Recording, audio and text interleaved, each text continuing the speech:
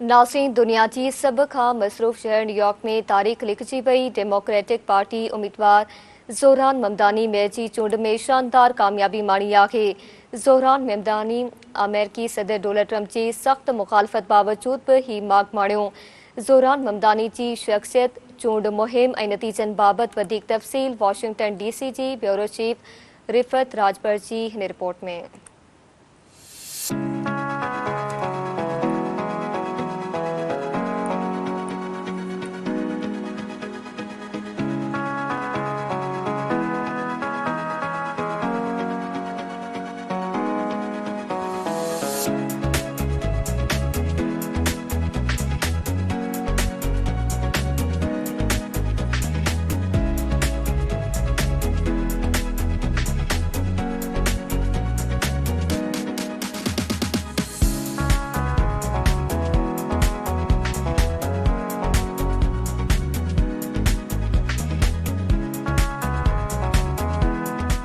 New York दुनिया जी सभ खां वधीक मसरूफ़ शहर में तारीख़ लिखिजी वई आहे, जिते डेमोक्रेटिक पार्टी जे उम्मीदवार ज़ोहरान क़वामी ममदानी मेयर जी चूंड में शानदार कामयाबी माणी आहे। हुन इन फतह सां न रुगो डेमोक्रेटिक पार्टी लाइ नओं बाब खोलियो आहे, पर पाण खे शहर जी तारीख़ में पहिरियों मुसलमान ऐं ॾखण एशियाई नस्ल जो मेयर बणायो आहे। न्यूयॉर्क जे अॻूणे गवर्नर ऐं ज़ोहरान मुख़ालिफ़ एंड्रियो क्वोमो ऐं रिपब्लिकन उम्मीदवार किर सेल्वा ॿिन्ही खेसि कामयाबी ते मुबारकबाद ॾिनी। साॻी वक़्तु अॻूणे अमेरिकी सदर बराक ओबामा पिणु सभिनी डेमोक्रेटिक उम्मीदवारनि खे ख़ासि तौर ज़ोहरान ममदानी खे मुबारकबाद ॾिनी। ज़ोहरान ममदानी केतिरनि ई हवालनि सां तारीख़ी हैसियत रखे थो। हो 1892 खां पोइ न्यूयॉर्क जो सभ खां नंढी उमिरि वारो मेयर बणियो आहे।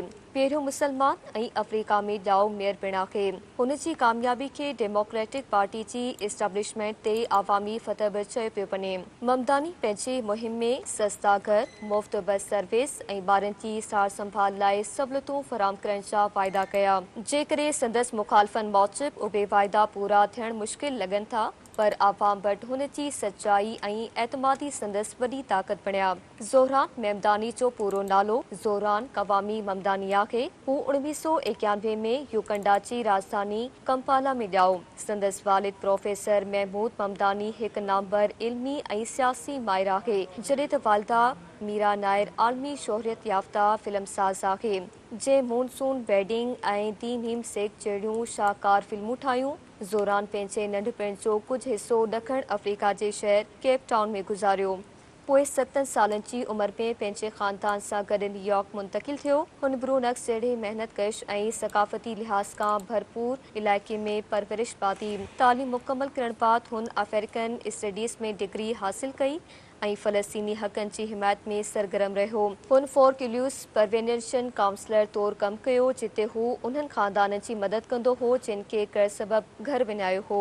उहो ई कम बाद में संदसि आवाम दोस्त सियासत जो मर्कज़ बणियो। 2024 में ज़ोहरान ममदानी पंहिंजी ज़िंदगी जी साथी शामी नस्ल अमेरिकी आर्टिस्ट रामा दावाजी सां शादी कई। ज़ोहरान ममदानी जी कामयाबी न रुगो सियासी तब्दीली जी अलामत आहे, पर इहा ॻाल्हि बि ज़ाहिर करे थी त न्यूयॉर्क जहिड़ो वॾो शहर हाणे मज़हबी, सक़ाफ़ती ऐं नस्ली विरछ खां अॻिते वधी रहियो आहे। ज़ोहरान ममदानी नई नस्ल जी अलामत बणिजी उभरियो आहे, जेको उम्मीद, बराबरी ऐं इंसाफ़ ते यकीन रखे थो। Rafat Rajbar, bureau chief, Sindh TV news, Washington DC।